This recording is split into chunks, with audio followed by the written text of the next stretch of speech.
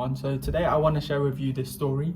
It's a story from a very, very long time ago when I was 15 years old. It was actually on my 15th birthday, right? And I went out with like some friends. We went to go watch Creed 2 because Creed 2 came exactly out on the day of my birthday, and obviously like during this time I've been watching like Rocky. I've been watching like all the Rocky movies, and this one was kind of like off of Rocky 4, so it's like it was really interesting, and I really wanted to see it. So I went out with this group of friends. Some of them I'm still friends with, some of them we've kind of like lost touch a little bit, but anyway, so long story short, I went out with them, and you kind of have to grow up in London and kind of like understand like the London culture of our generation and how things work. When it's your birthday, you do this like weird thing, not weird thing, but you do this thing where you like take a picture and you like screenshot it, and like everyone screenshots it back, and then they at you, and then they say, it's like a bit how like people do on the Instagram stories, but when you're younger, like on Snapchat and things like that, it's a lot more exaggerated. And people would go out on their birthdays and then like all like take pictures or whatever. So I kind of wanted to kind of like do that kind of like with these guys, and like so we went out, and and then I just remember asking, so we went to watch the movie, and then I went to watch the movie, to be fair, and then afterwards I was like, okay, do you guys want to take like a picture or something, like a big like a group of guys kind of picture you can put on your Instagram or whatever. And because that's what kind of like what people did on their birthdays. People kind of like they went out and they all took pictures, and everyone's birthday, and just in general, I just thought it would be nice to do. I just thought it'd be a nice thing to do. So I went out with these guys, I think about 6 of them, and I asked them, I was like, hey, do you guys want to take a picture? And then I just remember them like they were all just kind of, some of them didn't say anything, some of them just kind of looked around, and then like there was like this joke like, oh, I'll take the picture, meaning to say like you guys go, I don't want to be in the picture. And like it was just kind of like, it was awkward, and it just felt like no one wanted to take a picture with me, which sounds kind of silly and childish, but then again not so much. That's kind of just my own thought saying, like it's just like a normal thing, right? Like if you're out with people, it'd be nice if you like take a picture with them. This is just normal things, right? That's what friends do. But yeah, I was just with those guys, and yeah, it was like this joke, and I don't think they intended it.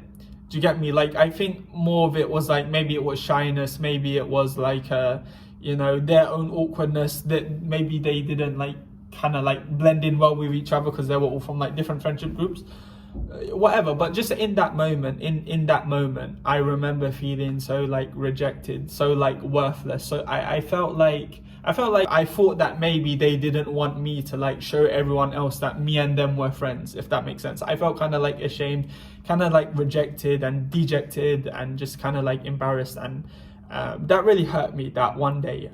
That it hurt me a lot.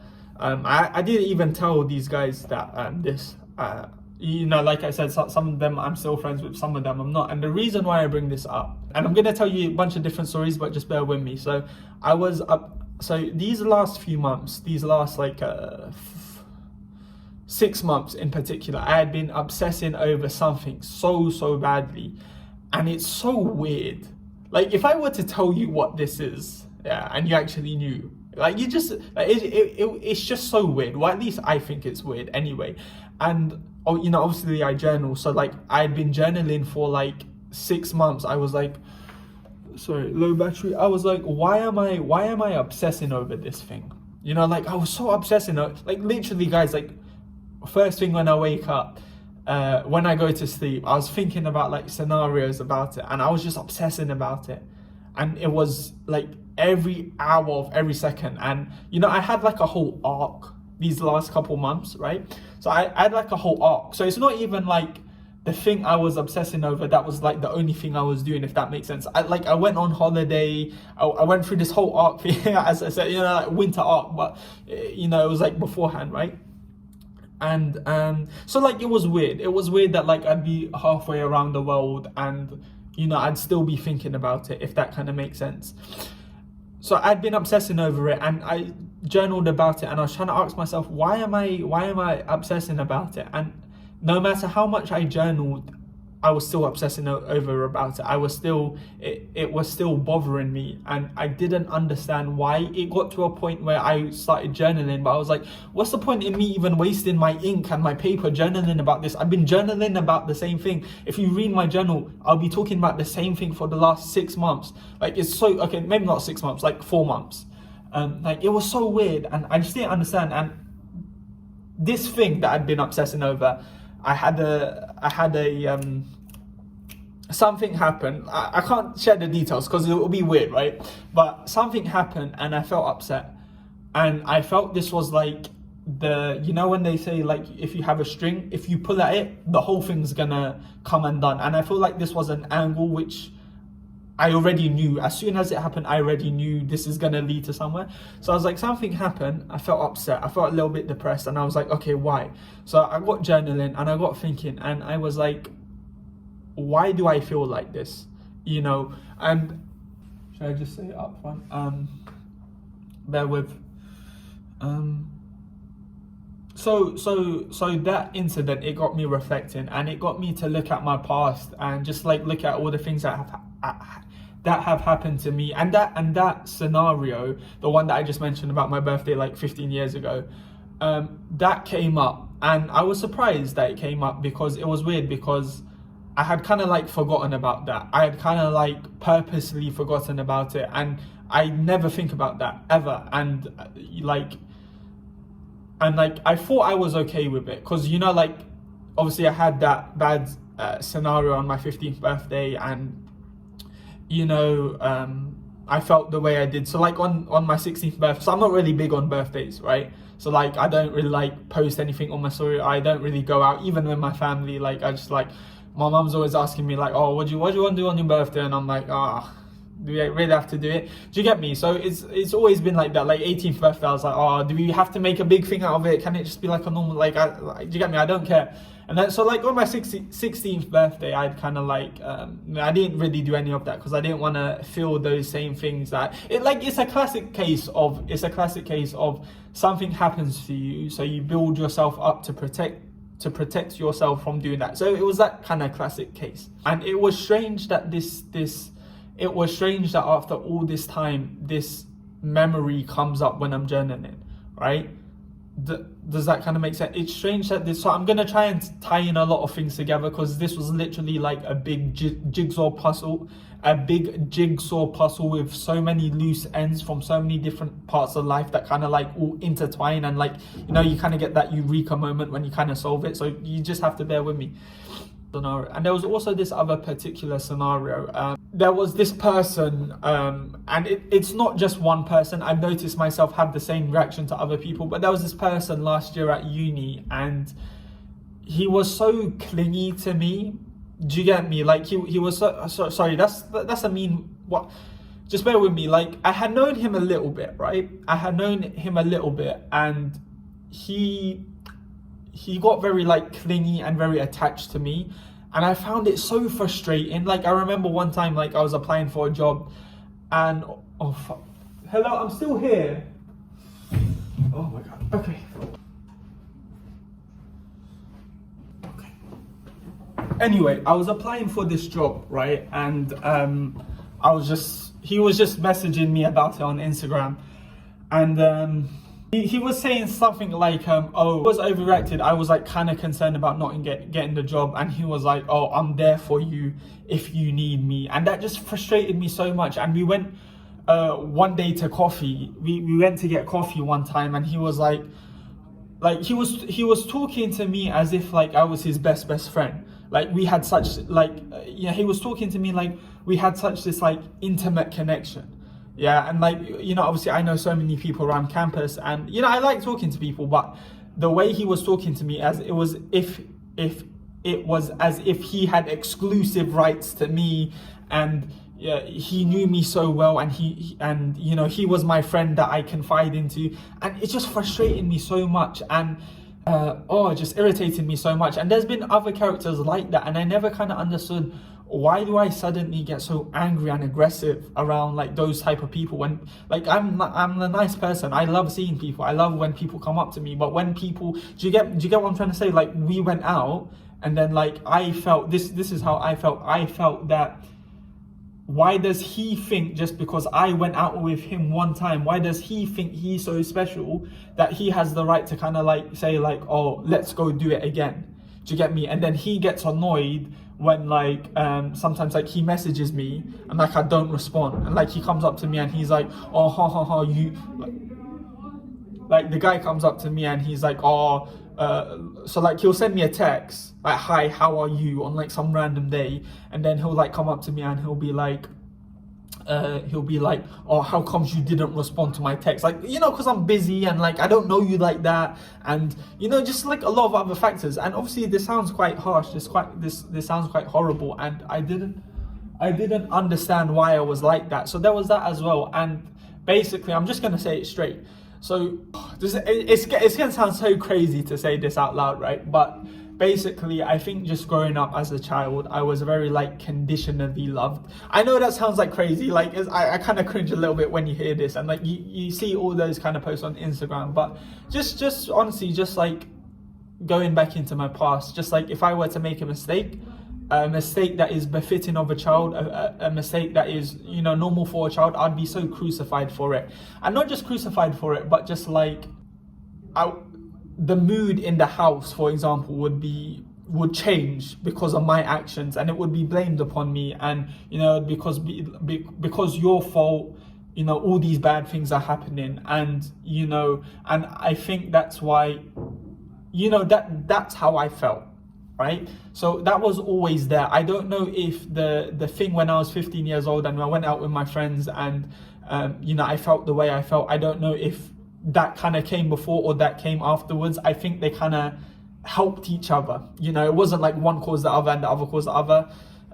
Maybe the home, things always start at home, so maybe it was the home first, but they both kind of breed into each other. And basically the point I'm trying to get at is that, you know, I felt really worthless. I felt really, really silly with them, right? And, you know, at home, like sometimes I was blamed, and I think that makes sense because sometimes like I'll be thinking like, you know, like if I don't, oh God, how do I say this? My value and my kind of like the love I received, and if everyone was happy, it's what I can provide, it's what I can do if I behave properly, if I don't say this, if I don't, you know, like say something that needs to be said. And I think that carries on a lot until now, you know, like sometimes when I'm, cause hear me out now, right? Back then I felt like with my friends, I felt worthless, I felt wet and moist. You know, these are terms to kind of basically say like you're not cool. So, and I'm looking at my life now and I'm reflecting, I'm thinking like I'm really strong, I know how to fight, you know, I'm good looking, like I'm not trying to flex, but just hear me out. I'm doing YouTube. You know, I got like a decent following on YouTube. Like obviously it's not that much, but like I think I'm doing pretty well. And you know, I'm trying everything I have. I'm being more productive than I've ever been productive in my life. You know, I dress nicely. Like I'm a cool, what I'm trying to say is, this might sound silly, but I'm doing everything I can, and I'm actually quite a cool guy. So sometimes I still feel like that worthless little boy when I was 15 years old. And sometimes I say to myself, when I get stronger, when I know how to fight more, when I, you know, when I get more subscribers on YouTube, you know, like I'll be cooler. You know, like sometimes I'm socially anxious and I'll say like, you know, when I get 250 subscribers, and now I'm saying like when I get 1,000 subscribers. But what I'm trying to say, oh my God, I'm sorry if I'm waffling. I'm not trying to waffle. Does that kind of make sense? So what I'm trying to say is, it kind of hit me that like I'm doing everything I can. There's nothing more that I can be doing as of this moment. If I'm not enough now, like when am I ever going to be enough? Do you get me? Like it's like whether I get more subscribers, whether I get more hench and buff, you know, whether like, you know, my Instagram blows up and like I have a lot of followers, like, or my YouTube gets really successful, and money as well. Like I'm thinking money as well, like, oh, you know, when I get lots of money, you know, things at home will be better. You know, I feel bad sometimes when I go to uni or I go to like some social event and I'm not home for dinner. You know, I feel really bad. I feel like I've disrupted the mood at home. I feel like things are going down, and my mind is spinning in 100 different places. But there was this one point I wanted to say. There was this video previously where I had mentioned that I'm a good fighter, but I don't feel like it. I'm a good person, but I don't feel like it. All these qualities that I have, I know I am them, but I don't feel like it. And I think the reason is because it doesn't matter how good I get unless I kind of like deal with these feelings and understand these feelings that I felt back then of being like conditionally loved. I'm always going to be that little child. It doesn't matter how strong I get, I'm still going to be weak. It doesn't matter how good I am to my family, I'm still going to be that boy who sometimes like would be rude to his parents, or like would go on his phone instead of like going downstairs and helping out, who wasn't the best person he could be. But it's understandable for a child, right? So I kind of came to that realization. It kind of made sense. Like, that's why I feel the way I feel. I'm always going to be that person unless I deal with it. And the reason why I keep bringing myself back to that is because I do think, again, it sounds really weird, this inner child, there's this like inner child within me who, like, I'm scared that the people next door are going to hear me as well. Like, there's this inner child within me that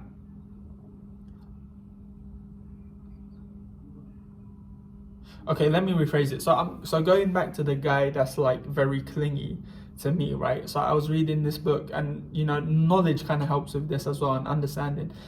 There was this guy who messaged me, and basically the conclusion I got from the book is the reason why I was so hostile and so angry to that guy is, and I actually wrote this down in my journal, is why does he feel entitled to love that he hasn't earned, whilst I had to kind of work for the love I kind of have, if that makes sense. I had to work for friendship. I had to work for, because I was like so conditionally loved as a child, I had to work for all these things. And now he gets a free pass. That's why I think when people get clingy, when people like that guy come to me and think they have exclusive memberships, when they say like, why didn't you respond to my text? Do you get me? Because like, not I got ignored as a child, but do you get what I'm trying to say? He gets ignored and he gets angry about it. But when I was a child and I got ignored, I was told like it's my fault. Do you get me? So when I went out with those guys and I felt worthless, I felt like that was because I wasn't as cool as like some of the other guys. Maybe they were a bit ashamed to kind of like have me as a friend, if that kind of makes sense. And going back to the obsession, so everything kind of links into each other. The obsession, I was so confused about why I was getting obsessed about this thing. But basically what I've kind of learned is that it's not that I'm getting obsessed about that thing. That thing was the nearest medium I had to express myself, and what my inner self was trying to express was that I really desire connection, I really desire friendship, I really desire all these things. And I kind of like shut myself up. I shut myself away from all of those things to protect myself. And like when you're in difficult situations that I've been in, you kind of like shut yourself off to protect yourself. And you should be thankful for that, because in certain scenarios that did help you and that did protect you. But now that you're out of those scenarios, or at least like when you go to school, and like when you go to school, it's not the same as home, but your body doesn't know that, your mind doesn't know that, if that makes sense. That obsession wasn't obsession. That obsession was the inner child within me trying to rebel against these restrictions that I had put on myself to protect myself. Like if I see someone around campus, like I'll probably just like not say anything to them, because I'll think that like, they probably don't want to speak to you or whatever. But then like I'm thinking like, oh, maybe when I'm like more like get like more subscribers on YouTube, like I'll go up and speak to them, if that kind of makes sense. You get me? Like the love is based on what you can provide, if that kind of makes sense. And so that's kind of how I understand it. And because I don't value myself now, because it doesn't matter how strong I get, I'm always going to feel weak, because I always feel like that. I don't do certain things because I'm scared of these kind of things. Bear with me. I'm scared of these kind of things.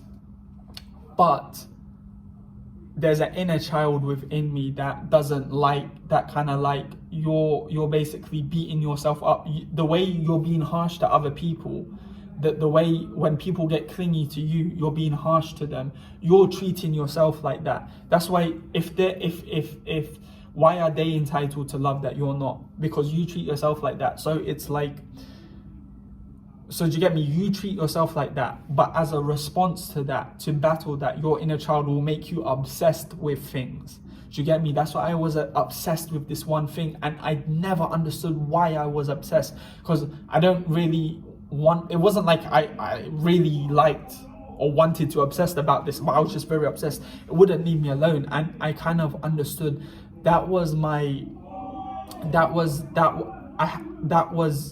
the inner parts of me trying to like rebel. That was the only way it could express itself. And the thing I was obsessing over, that was the nearest medium I had to me. I think it would have been anything else, but that was the nearest thing I had to me. I hope that makes sense.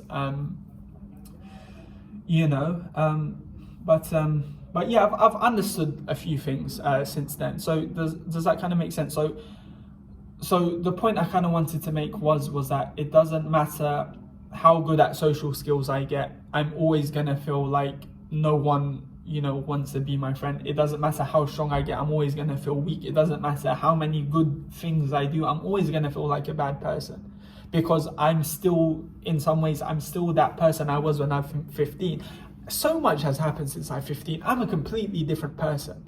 And yet sometimes when I'm put in those scenarios, when I'm put in social gatherings, I feel like him again. And it's weird because like I know it sounds crazy, yeah, but I've done so much gym since then. I've read so many books since then. I've done things that like that 15-year-old would never have done. I'm so productive. I work really hard. I have a YouTube channel that 15-year-old boy would have never thought I'd done a YouTube channel. If that kind of does that kind of make sense? So I'm always gonna be him, and I'm kind of like, and so yeah, so that was kind of one thought. Have I explained everything? So I've explained when I was 15 years old, that kind of event happened, and that was kind of like an example of like being conditionally loved. I've explained that like I put those barriers in to protect myself from events like that, but in doing so, I hurt myself because I deny myself. That's why I get angry at those other people. I've been growing these last few months. I've learned a lot, and I'm basically kind of like going into my past and just kind of like looking at it through a different lens, saying that like, it wasn't your fault. You're this way because of other people, and trying to understand why those other people were the way they were. And it really helps. Do you get me? It's about understanding. Now, I've spoken about trauma before, but trauma is many things, but one of the things trauma is when you encounter something so evil that you don't understand it, so your threat detection system goes up in panic because you came across something so dangerous that it frightens you, and you don't know how to protect yourself anymore. So you're always in this constant state of fight and flight, right? But to combat that, you have to understand. You have to go back. You have to voluntarily go back and understand. And I've been trying to understand, and I think I do understand now. Like the last 3 months have been like a whole journey, a whole arc, right? I've gotten stronger. I've gotten stronger than I've ever gotten. I've been productive more than I've ever gotten. But I've also learned a lot. It's not just like training your muscles, but it's also training your heart. It's also like dealing with these feelings. It's also integrating these feelings, understanding these feelings as your own, why you feel these certain things, and being brave and being honest with yourself. It's hard to, when I was speaking about like building up these walls to kind of like protect myself, and that's why I was obsessing. I was like, okay, so what's the solution? The solution is I kind of have to be brave and kind of like trust that like when I go speak to people, they're not gonna like make fun of me, or if I ask for like, if I go and say hi to someone, they're not going to turn around and say, oh, who's this loser? Like, why is he talking to me? If that kind of makes sense. But to do that, you have to be very brave as well. That's a very hard thing to do. Like sometimes like I follow people on Instagram and like they don't follow me back, which obviously sounds like a trivial matter, but like, or like, you know, there was these people I wanted to go out with. I was like, at the start of the year, I was like, oh, do you want to go out? There was like, yeah, we'll go out. I'm down. But like, they said like, oh, we're busy now. So it's like, okay, you know, I'm busy as well, but is it like, are they busy or but in your mind you're always like, are they busy or do they just not want to go out with me? Are they just like being nice, if that kind of makes sense? Do you get what I'm trying to say? So it's hard to like be brave and like build up new connections. But then what's the alternative? Is you just get obsessive. And you continue to be this person who, another quality that I have is I get really excited when someone's really nice to me, or I see someone every day. Like, I get very excited to see them. And when someone does something slightly not to my liking, I get very, very upset. Do you get me? Like if someone likes walking past me and like they're like I'll be like, what, you trying to fight me or something? You know, if that makes sense. And those feelings are not good to have. Those aren't good feelings to have. They hurt you and they hurt people around you.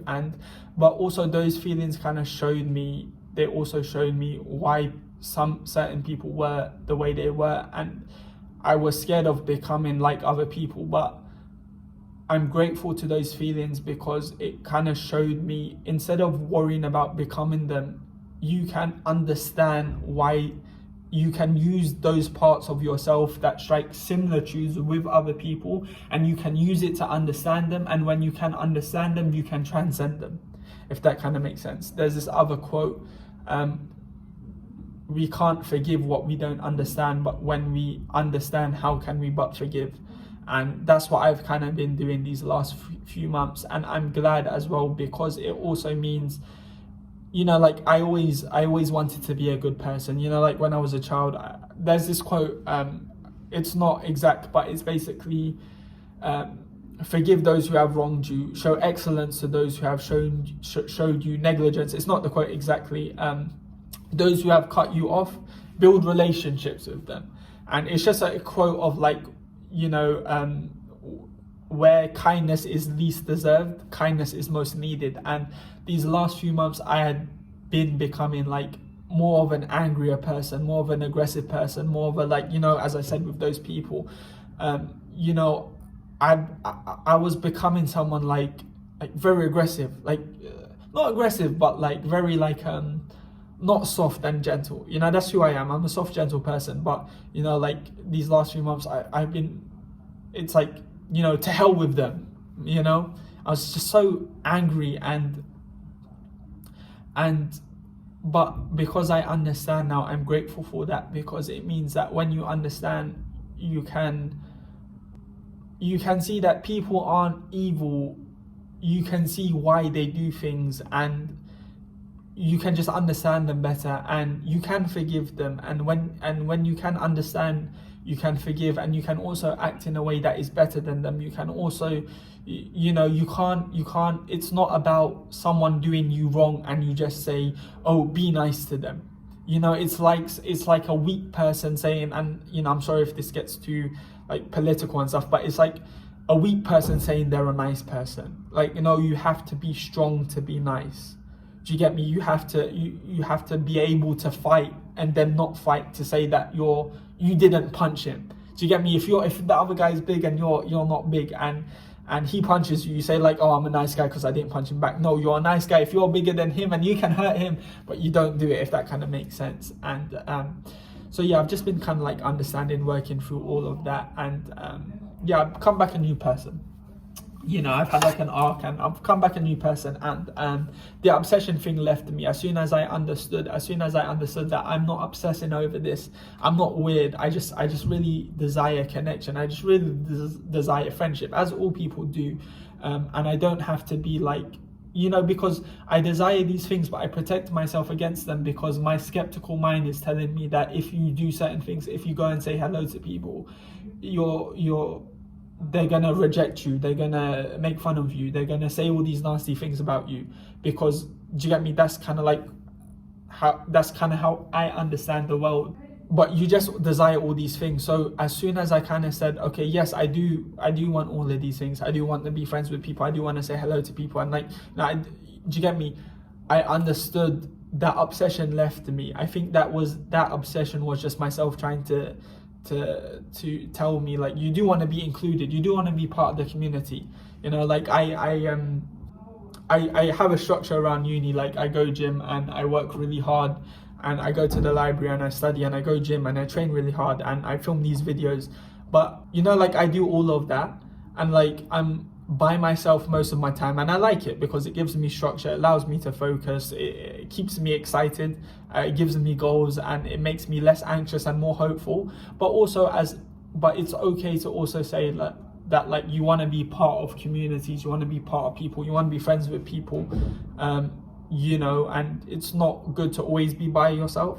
You know, like, I like it. Like, I wouldn't trade this, like, my routine and going around and you know, going to the gym and things like that, I wouldn't trade it for the world. Absolutely not. But then it's also okay to allow yourself to, you know, be friends with people, you know, if that kind of makes sense. You know, you don't have to be the guy who just looks back from the corner of the room and is just happy everyone else is happy. You can, you know, get involved and kind of do things as well. I hope I kind of explained everything. I know it's a very long video, but it's a bit of a different video as well, and I just wanted to share that with you, and that's just part of my reflection and growth. That was the healing from trauma arc, and that's over. So if you remember, like, the first video, you know, that this whole 3 months have been dedicated to that, so understanding the obsession and just dealing with the stuff in here.